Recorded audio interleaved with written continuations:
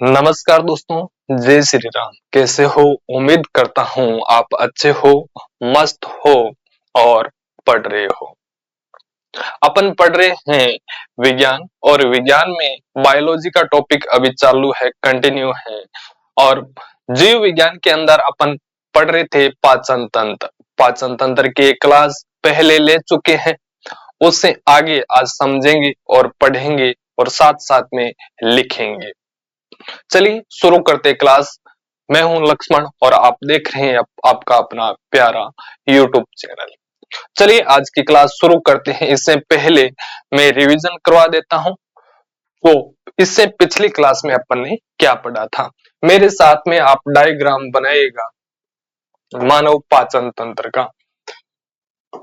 सबसे पहले ये बना देते हैं व्यक्ति का सिर। क्या बनाना है? सिर बनाना है।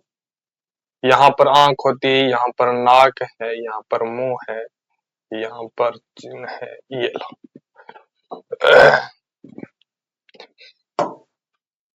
यहां से अपनी मुख्य गुहा शुरू होती है। पाचन की प्रक्रिया है वो यहां से शुरू होती है। एक नली है, श्वास नलिका की ओर चली जाती है और दूसरी है, इसको अपन भोजन नली कहते हैं। यही पढ़ा था। ये इसका क्या नाम है सर? मुख्य गुहा। क्या नाम है? मुख्य गुहा। अरे क्या नाम है? मुख्य गुहा। उसके बाद में इसको कहते हैं भोजन नली या इसका दूसरा नाम है ग्रासनली। क्लियर? दोनों नाम आपको याद होना चाहिए। फिर बात करें तो ये भोजन नली है, ये दो से जुड़ती है। एक तो जुड़ती है यकृत से, ये लो अपना यकृत, और एक जुड़ती है स्टोमेच आमाशय से। किससे जुड़ती है? आमाशय से जुड़ती है। क्लियर? आमाशय के नीचे यहां पर देखोगे तो आपको मिलेगा अग्नाशय। क्या मिलेगा? अग्नाशय। इसका नाम क्या है सर? आमाशय। इसका नाम अग्नाशय। ये हो गया यकृत, जिसको लीवर कहते हो। और इसी यकृत के नीचे एक और होता है जिसको अपन कहते हैं पित्ताशय। क्या कहते हैं? पित्ताशय कहते हैं, जिसमें से पित्त रस निकलता है जो वसा का पाचन करता है। यही पढ़ा था। उसके बाद में ये आमाशय है, ये छोटे आंत से जुड़ जाता है। किससे? छोटी आंत से जुड़ जाता है। क्लियर? और छोटी आंत है वो बड़ी आंत से जुड़ जाती है। किससे जुड़ जाती है सर? बड़ी आंत से जुड़ जाती है। यही तो पढ़ रहा था। अब लिखिए, इसको अपन क्या कहेंगे सर? अग्नाशय हो गया। अग्नाशय के बाद में कौन आएगा? छोटी आंत आएगी। कौन आएगा? छोटी आंत। और छोटी आंत किससे जुड़ जाती है सर? बड़ी आंत से। किससे जुड़ जाती है? बड़ी आंत से। ये है अपना चित्र। इसमें अपन ने पढ़ा था कि जो सबसे भोजन का पहला अंग है वो मुख्य गुहा है। मुख्य गुहा में दो संरचनाएं पाई जाती हैं, जो है दांत और जीवा। उसके बाद भोजन है वो भोजन नली में प्रवेश करता है। उससे पहले एक युवल्ला जो भोजन को दिशा प्रदान करता है। भोजन को दिशा प्रदान करता है। यदि भोजन है भोजन नली के बीच में अटक जाता है तो हिचकी की प्रक्रिया से उसको धीरे धीरे नीचे गिराया जाता है। ये भी पिछली क्लास में अपन ने पढ़ लिया था। फिर भोजन है आमाशय के अंदर प्रवेश करता है। लगभग 5 से 6 घंटे भोजन आमाशय के अंदर रहता है। दूसरा पढ़ा था, आमाशय के अंदर HCl नामक अम्ल पाया जाता है। कौन सा? HCl नामक अम्ल पाया जाता है। कहां पर? आमाशय के अंदर। जो क्या काम करता है? जो करता है रोगाणुओं से, बैक्टीरिया से सुरक्षा प्रदान। ये बात भी पढ़ ली थी। दूसरा आमाशय के अंदर यह भी पढ़ा था कि यदि HCl की मात्रा ज्यादा हो जाती है जिसके कारण एसिडिटी की बीमारी हो जाती है। और यदि एसिडिटी की बीमारी ज्यादा दिन तक रहती है तो आमाशय में घाव हो जाते हैं। क्या हो जाता है? घाव हो जाता है, या आमाशय के क्षेत्र में घाव हो जाते हैं, जिन्हें अपन अल्सर कहते हैं। जिन्हें अपन क्या कहते हैं? अल्सर कहते हैं।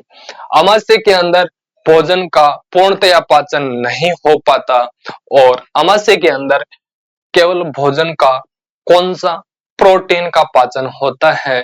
वसा का पाचन तो होता है, लेकिन पूर्णतया वसा का भी पाचन नहीं होता, ये पढ़ा था। उसके बाद में कार्बोहाइड्रेट का पाचन आमाशय में नहीं होता है। उसके बाद में भोजन है, जितना पच गया वो तो ठीक है, बिना पचा हुआ भोजन कहां पर प्रवेश करेगा सर? वो करेगा छोटी आंत में। कहां पर प्रवेश करेगा? छोटी आंत में प्रवेश करेगा। चलिए हेडिंग डालिए, छोटी आंत। छोटी आंत, जिन्हें अपन क्षुद्रांत भी कहते हैं। क्या कहते हैं? क्षुद्रांत भी कहते हैं। क्षुद्रांत भी कहते हैं। लिखिए इसके अंदर, अमाशय के बाद में, अमाशय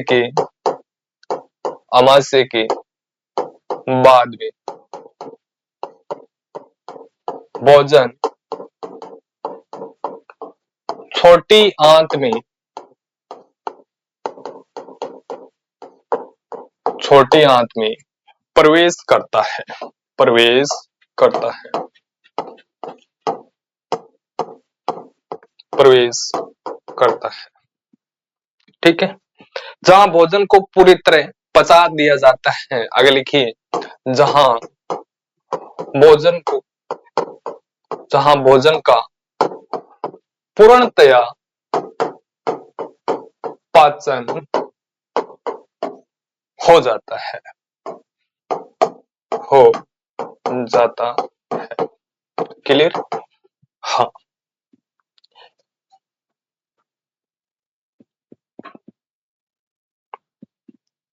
और छोटी आंत में क्या होता है? अमाशय के बाद में भोजन कहां पर आता है? छोटी आंत में आता है सर, जहां पर भोजन का क्या हो जाता है? पूर्णतया पाचन हो जाता है। पूर्णतया पाचन हो जाता है। कहां पर?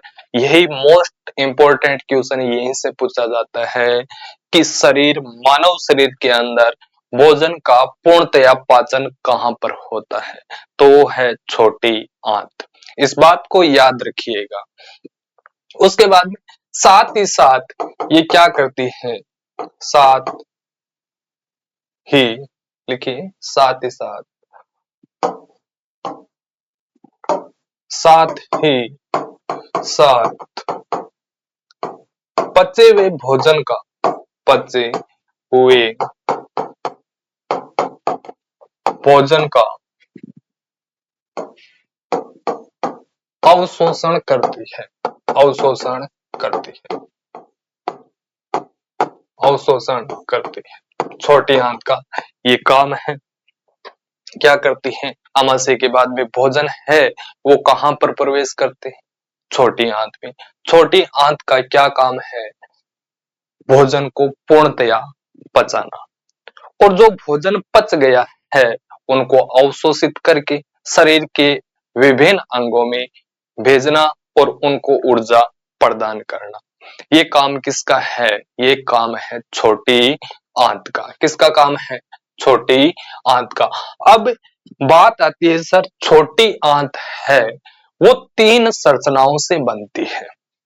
कितनी संरचनाओं से? 3 संरचनाओं से बनती है। कौन कौन सी संरचनाएं हैं?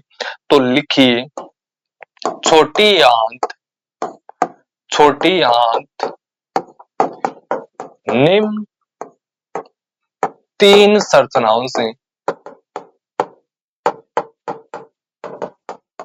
3 संरचनाओं से बनती है। 3 संरचनाओं से बनती है। कौन कौन सी है? नोट डाउन कीजिए। पहली है डुडेनियम। डुडेनियम। दूसरी है कौन सी? जेजेनियम।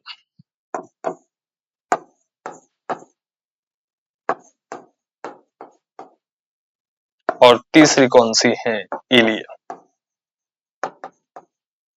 ये तीन संरचनाएं हैं किसमें पाई जाती हैं, छोटी आंत में पाई जाती है, जिसका काम है भोजन को पाचन करना और उनमें से पोषक तत्वों को या जल को अवशोषित करना।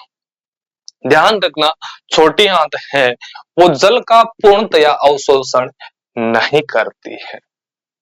कौन? छोटी आंत जल का पूर्णतया अवशोषण नहीं करती है। इस बात को याद रखिएगा। तो सर कहां पर होता है जल का पूर्णतया अवशोषण और पोषक तत्वों का पूर्णतया अवशोषण बड़ी आंत के अंदर होता है। कहां पर होता है? बड़ी आंत के अंदर होता है।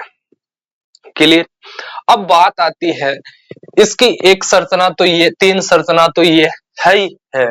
कौन कौन सी? डुडेनियम, जेजेनियम और इलियम। ये तीन संरचना तो है ही है, लेकिन कई वैज्ञानिकों ने लगभग 2 या 4 साल में और इस समय में एक और संरचना की खोज की थी छोटी आंत के अंदर, जिसका नाम है मेजेंट्री। मेजेंट्री, क्या नाम है? मेजेंट्री। ये भी एक छोटी आंत का हिस्सा है। किसका? छोटी आंत का हिस्सा है, छोटी आंत की संरचना है। इस बात को याद रखिएगा। मेजेंट्री है ये क्या काम करती है सर?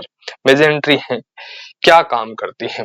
पहली बात तो ये नोट डाउन कर लो कि ये नया खोजा गया अंग है।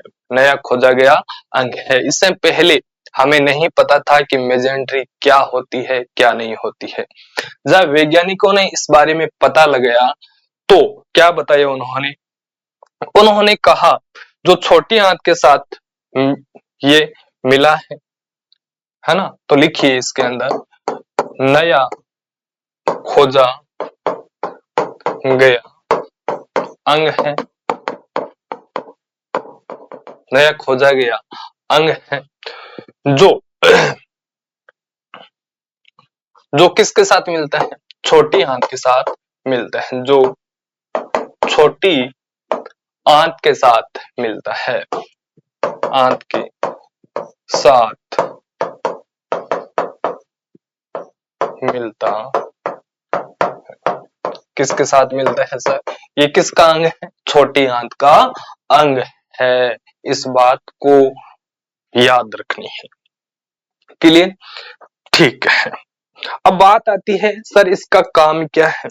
ये जो मेजेंट्री है ये पाचन है ना, ये देखिए ये पाचन संबंधित, पाचन संबंधित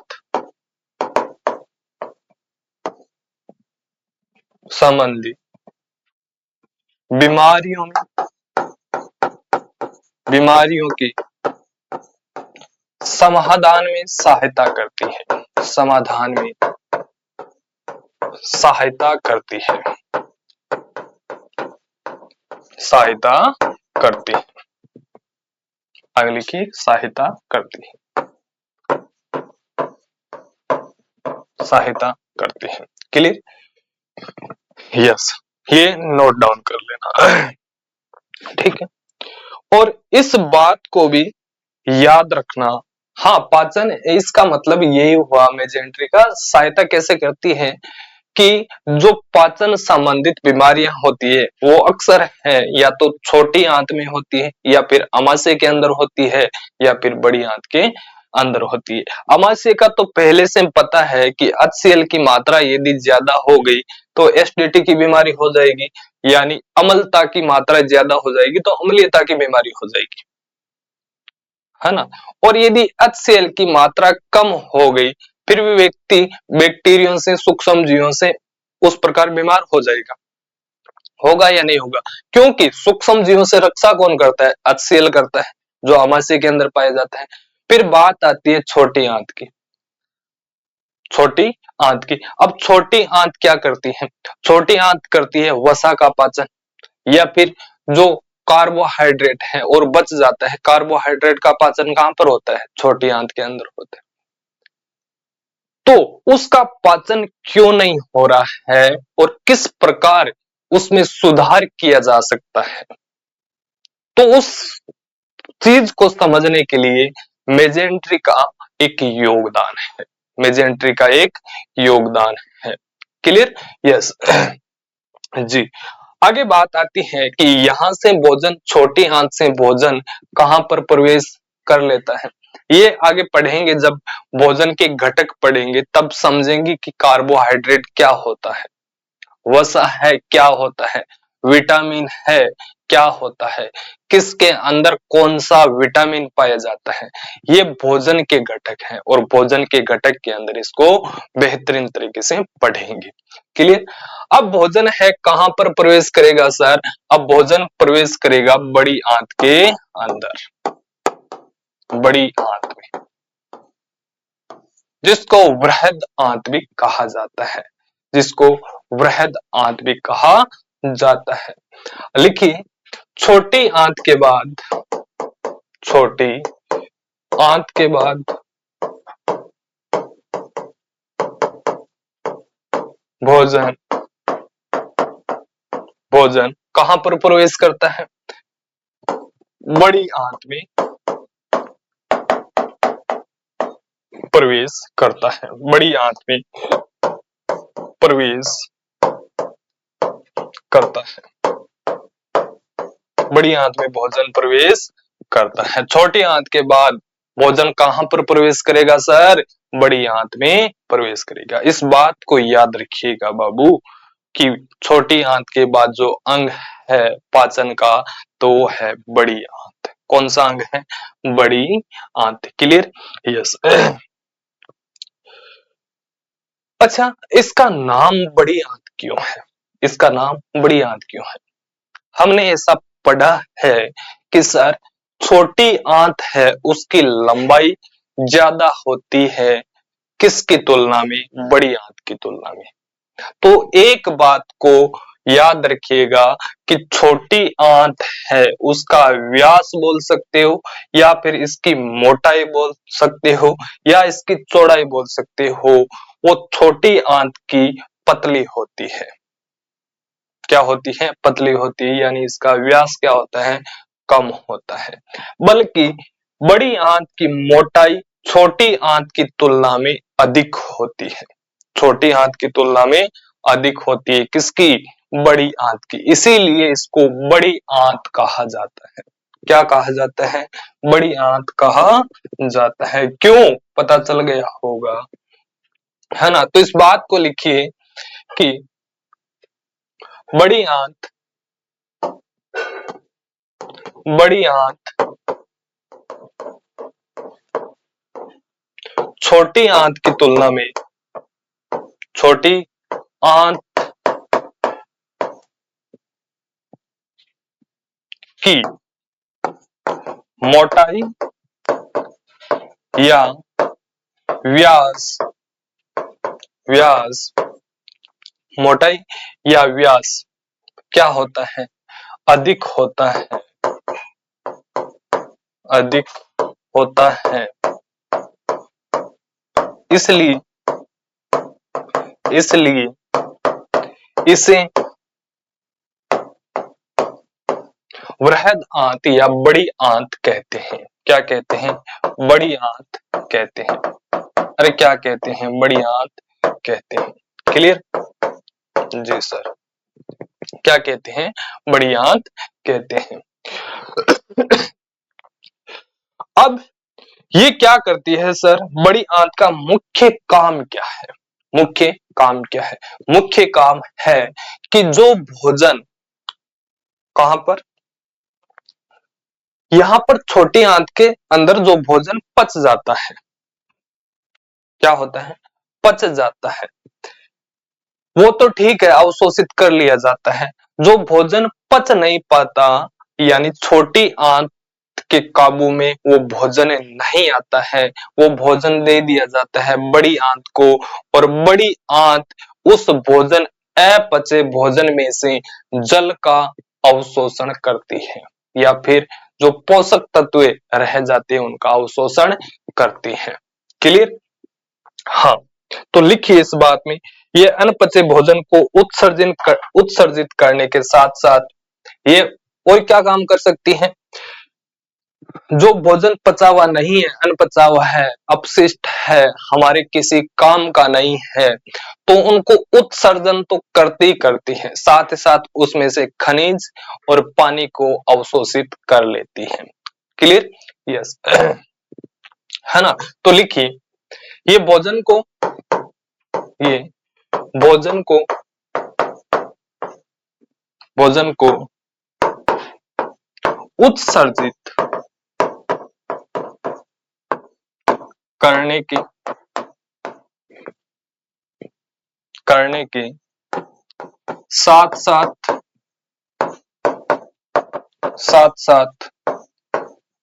अपचे भोजन में से खनिज व पानी का अवशोषण करती है, पानी का अवशोषण करती है, अवशोषण करती है, अवशोषण करती है। क्लियर? Yes sir. है ना? तो यही काम है इसका, बड़ी आंत का। क्या क्या काम है सर? ये एक तो जो भोजन अपचा हुआ है उसको त्याग करने का, उत्सर्जित करने का काम करती है, शरीर से बाहर निकालने का काम करती है। कौन? बड़ी आंत। दूसरा काम करती है कि बड़ी आंत जो भोजन है उसमें से यदि जल की मात्रा अत्यधिक है, जल की मात्रा अत्यधिक है तो उनको अवशोषित कर लेती है, शरीर के अंदर खींच लेती है। खनिज है यदि उस अपचे हुए भोजन में, तो उस खनिजों को शरीर के अंदर खींच लेती है या अवशोषित कर लेती है। कौन? बड़ी आंत। दूसरी एक बात और समझिएगा कि कभी कभी दो छोटी छोटी बीमारियां हो जाती है, छोटी तो नहीं कहेंगे बल्कि बहुत बड़ी बीमारियां हैं। एक तो है दस्त और एक है कब्ज। दोनों का जो संबंध है वो बड़ी आंत से है। किससे है? बड़ी आंत से है। कब्ज और दस्त दोनों का संबंध किससे है? बड़ी आंत से। सर कैसे? बताइए। तो बड़ी आंत के अंदर क्या होता है बाबू? किसमें? बड़ी आंत के अंदर क्या होता है? बड़ी आंत अपन ने पढ़ा है कि ये क्या करती है? जल व खनिज का अवशोषण करती है। जल व खनिज का क्या करती है? अवशोषण करती है। यही तो पढ़ा था। और यदि मान लो कौन सी बीमारी हो रखी है? कब्ज की बीमारी हो रखी है। कौन सी बीमारी? कब्ज की बीमारी हो रखी है। तो इसका मतलब है कि सर जो अपचा हुआ भोजन है, अपचा हुआ भोजन है, उस अपचे हुए भोजन में से जो जल था वो पूरी तरीके से अवशोषित कर लिया गया है, यानी उसमें अब जल की मात्रा नहीं रही है। और अब होगा क्या? जो अपचा हुआ भोजन है वो कठोर हो जाएगा या अत्यधिक गाढ़ा हो जाएगा, जो शरीर से बाहर त्यागना बहुत मुश्किल हो जाता है। होता है ना? ये क्यों होता है ऐसा? ये इसीलिए होता है कि समय पर मल का त्याग न करना, त्याग न करना। अब होगा क्या? मान लो आपने खा लिया पी लिया, उसका आप त्याग नहीं कर रहे हो। भैया जिस मशीन का काम है वो मशीन है, वो निरंतर वही कार्य कर रही है जो पहले कार्य कर रही थी। यानी बड़ी आंत का काम है उसमें से जल को अवशोषित करना, खींचना खींचना खींचना। और अपचा हुआ भोजन इस बड़ी आंत के अंदर पड़ा है, भरा हुआ है। तो अब ये क्या करेगी? उस जल को खींच रही है, खींच रही है, खींच रही है। अब ये अत्यधिक कठोर हो जाएगा। क्या हो जाएगा? अत्यधिक कठोर हो जाएगा। और उसके कारण एक समस्या हो जाएगी। कौन सी? कब्ज की। कौन सी समस्या हो जाएगी? कब्ज की समस्या हो जाएगी। क्लियर? अब बात आती है सर इसके विपरीत है, वो है दस्त। कौन सी बीमारी है? दस्त की बीमारी है। वो किसके कारण हो रही है? अब बड़ी आंत का काम है जल को खींचने का, और कभी कभी होता है क्या है, इसके अंदर सूक्ष्म जीव या बैक्टीरिया, या कौन? बैक्टीरिया। कौन? बैक्टीरिया। सूक्ष्म जीव या बैक्टीरिया के संक्रमण के कारण जो जल का अवशोषण करती है, उन कोशिकाओं का क्या हो जाता है? कोशिका रुक जाती है। जो संरचनाएं है इस बड़ी आंत के अंदर, वो संरचनाएं कार्य करना बंद कर देती है, जिसके कारण अब जो अपचा हुआ भोजन है उसमें से जल का खिंचाव नहीं हो पाता, जल का अवशोषण नहीं हो पाता, और वो जल इस अपचे हुए भोजन के साथ रहता है तो वो एक दस्त के रूप में लगने लग जाता है। क्लियर है ना? हाँ, तो यही कारण है इन दोनों का, और कोई कारण नहीं है। इसी बात को लिखना है तो लिखिए और नोट डाउन कीजिए। कौन सी बीमारी सर? कब्ज। कौन सी बीमारी है? कब्ज है। किसके कारण होती है कब्ज? जिसको कॉन्स्टिपेशन का पेंशन कहा जाता है। कॉन्स्टिपेशन, हाँ, कॉन्स्टिपेशन, कब्ज। कब्ज का मतलब है जो मल है, मल का आवश्यकता से ज्यादा, आवश्यकता से ज्यादा कठोर हो जाना, कठोर हो जाना, आवश्यकता से ज्यादा कठोर हो जाना, आवश्यकता से ज्यादा कठोर हो जाना। इसका मतलब क्या है? इसका मतलब यही है कि उसमें से जो पानी था वो बड़ी आंत के द्वारा खींच लिया गया है, अवशोषित कर लिया गया है। ठीक है, कठोर हो जाता है क्योंकि क्योंकि समय पर मल का त्याग न करने के कारण, समय पर मल का त्याग न करने के कारण उसमें से बड़ी आंत के द्वारा बड़ी आंत के द्वारा पूर्णतया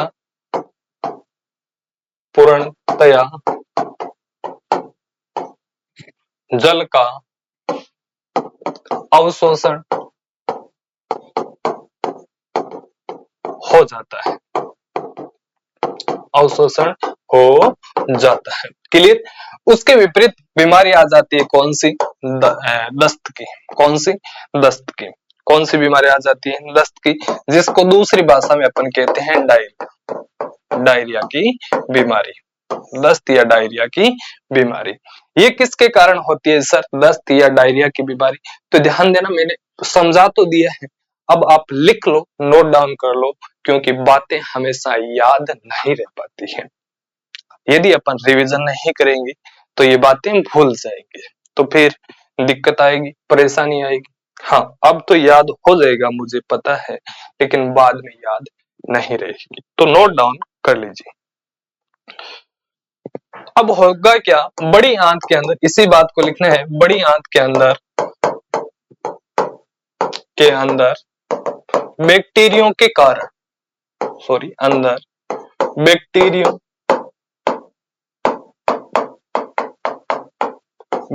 के कारण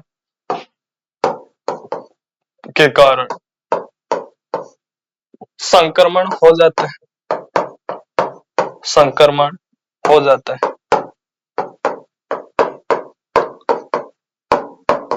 जिसके कारण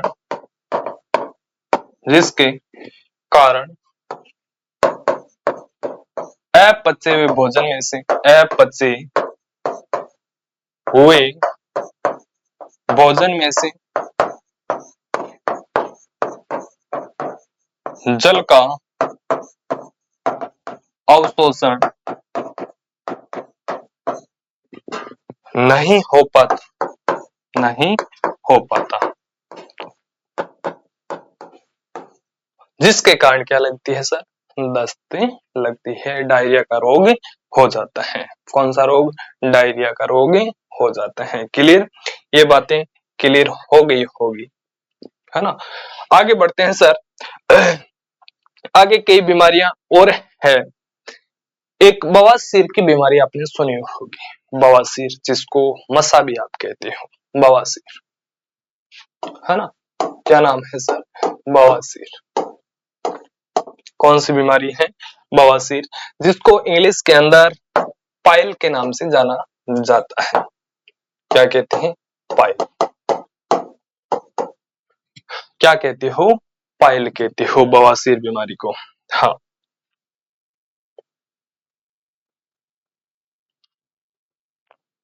अब होता क्या है, बड़ी आंत के अंदर जो रक्त वाहिनियां पाई जाती हैं, बड़ी आंत के अंदर रक्त वाहिनियां पाई जाती हैं। कौन सी, रक्त वाहिनियां पाई जाती हैं। रक्त वाहिनियां जो पाई जाती है बड़ी आंत के अंदर, वो कई फास्ट फूड खाने से, फास्ट फूड खाने से, या वसा की मात्रा, ये देखेंगे कि वसा के भी अलग अलग प्रकार होते हैं। वसा की मात्रा अत्यधिक खाने के कारण जो रक्त स्त्राव की वाहिनी, जो रक्त वाहिनियां हैं, रक्त स्त्राव की वाहिनियां हैं, उसकी साइज बड़ी हो जाती है। उसकी क्या हो जाती है, साइज बड़ी हो जाती है। रक्त वाहिनियों की साइज क्या हो जाती है, बड़ी हो जाती है। और वो वाहिनियां जो है, उन्हीं वाहिनियों में से रक्त निकलना स्टार्ट हो जाता है। किसके साथ, मल के साथ, किसके साथ, मल के साथ में।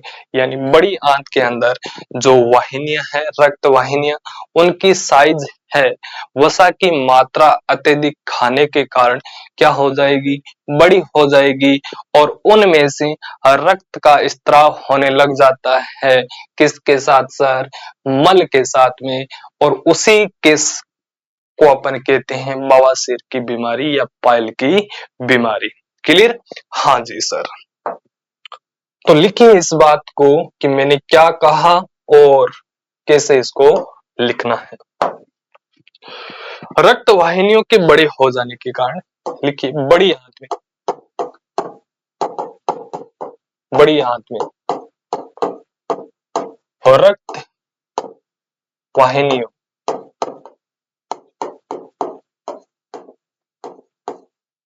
रक्त वाहिनियों के बड़े हो जाने पर या बड़ी हो जाने पर, हो जाने पर मल के साथ रक्त का स्त्राव, या ऐसे भी लिख सकते हो रक्त का स्त्राव या रक्त स्त्राव, सीधा लिख दो रक्त स्त्राव होता है, उसे अपन बवासीर या पाइल कहते हैं। क्या कहते हैं, पाइल कहते हैं।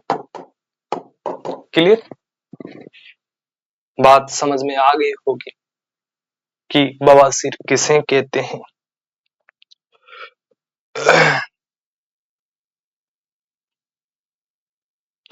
अब एक बीमारी और सुनी होगी आपने कि कभी कभी है कि हमारे पेट पर सूजन आ जाती है, नाभि है, जो पेट की नाभि है वहां पर सूजन आ जाती है। क्या आ जाती है, सूजन आ जाती है, जिसको अपन हार्निया कहते हैं। क्या कहते हैं, हार्निया कहते हैं। क्या कहते हैं, हार्निया बीमारी कहते हैं। ये किसके कारण आती है सर, जरा ध्यान दो। ये होती है सर छोटी आंत या बड़ी आंत की लंबाई,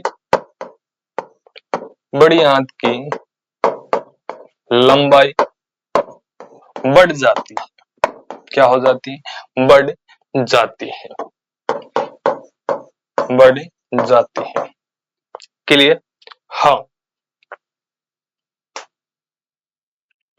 बढ़ जाने से ये क्या करेगी, जो शरीर का अंग है, कोमल अंग है ना, शरीर का कोमल अंग है, वहां पर ये प्रवेश करने लग जाती है। छोटी आंत बड़ी आंत है, उसकी लंबाई है वो बढ़ जाएगी, तो शरीर का अंदर का भाग है वो कोमल है, तो वहां पर प्रवेश करेगी तो जो नाभि का एरिया है वहां पर सूजन आ जाएगी। क्या आएगी? सूजन आ जाएगी, जिसको अपन हार्निया कहते हैं। इसका इलाज है ऑपरेशन के द्वारा, इसको या तो छोटा किया जाता है, एक इलाज है ऑपरेशन के द्वारा इसको छोटा करना। क्लियर? जी सर। तो लिखिए, छोटी आंत बड़ी आंत की लंबाई बढ़ है जाती है और वह शरीर के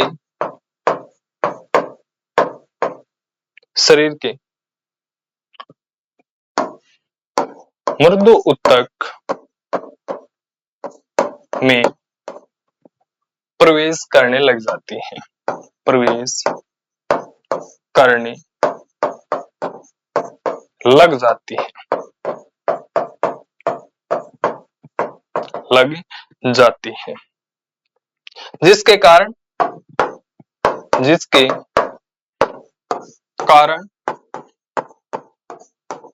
नाभि पर सूजन आ जाती है, सूजन आ जाती है, सूजन आ जाती है। क्लियर? ये है किससे संबंधित बीमारियां? बड़ी आंत से संबंधित बीमारियां, बड़ी आंत से संबंधित बीमारियां जो ध्यान में होनी अति आवश्यक है। और भी बीमारियां अपन पढ़ेंगे शरीर की, है ना, टेंशन लेने की जरूरत नहीं है। बहुत सारी बीमारियां होती है शरीर में, सभी बीमारियों का उपाय ढूंढेंगे, देखेंगे कौन कौन सी बीमारियां होती है। धीरज रखिए, धैर्य रखिए, सब पढ़ेंगे। अब बात आती है सर, जो बड़ी आंत है वो भी 3 संरचनाओं से बनती है। कौन कौन सी? जरा ध्यान दो। लिखिए, बड़ी आंत, मनुष्य की बड़ी आंत है ना, बड़ी आंत निम्न 3 या फिर कह सकते हो, इसको ऐसे लिखो, बड़ी आंत को 3 भागों में विभाजित किया जाता है। मनुष्य की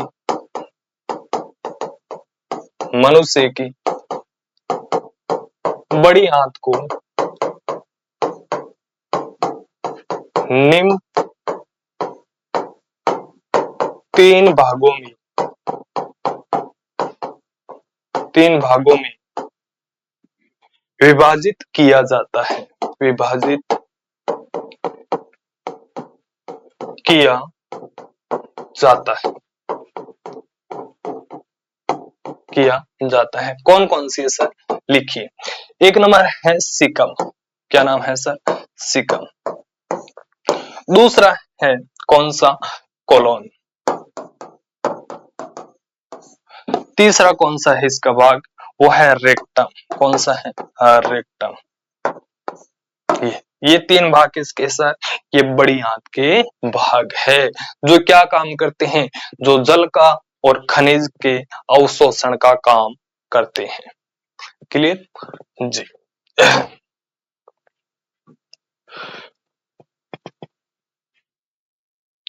अब एक पहले का समय था, जरा ध्यान से सुनना। एक पहले का समय था जब मनुष्य की बड़ी आंत के अंदर एक वर्मी फार्म अपेंडिक्स नामक संरचना होती थी। कौन सी? वर्मी फार्म अपेंडिक्स संरचना होती थी। और जब होती थी तब मनुष्य बड़े परेशान थे, बहुत परेशान थे।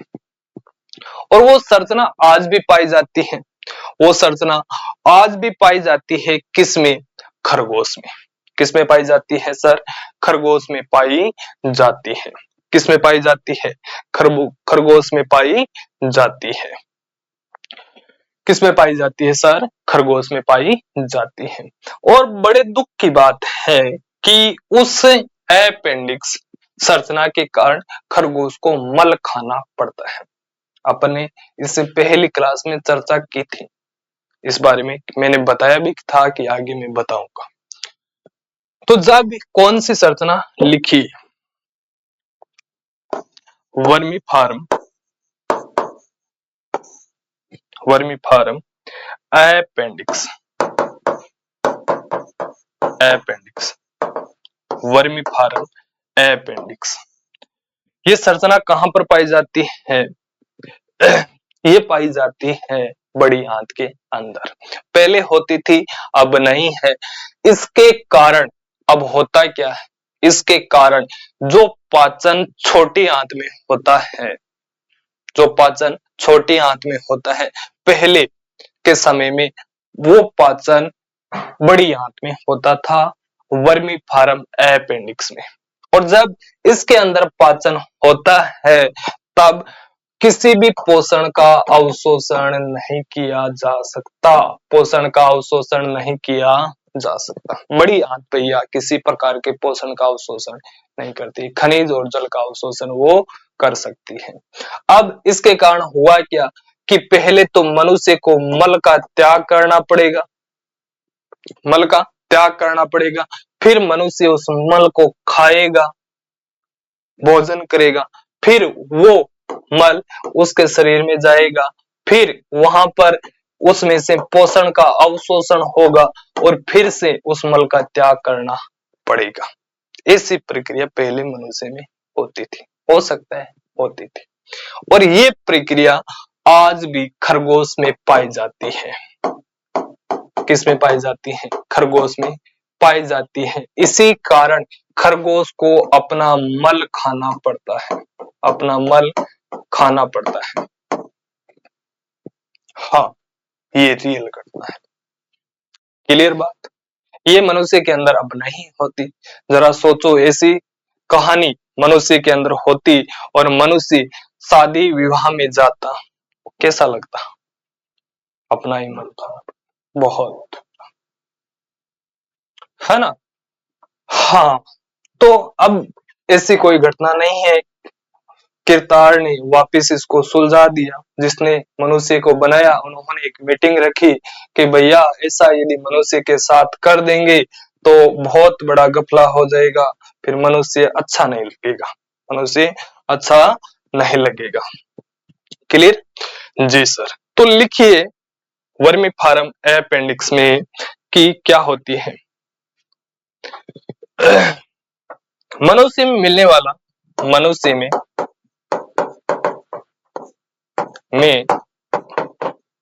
मिलने वाला एक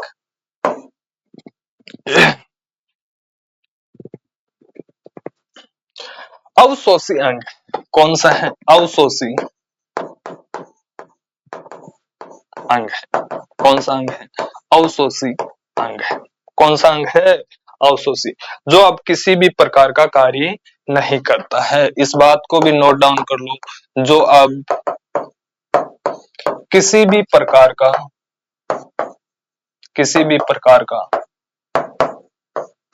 कार्य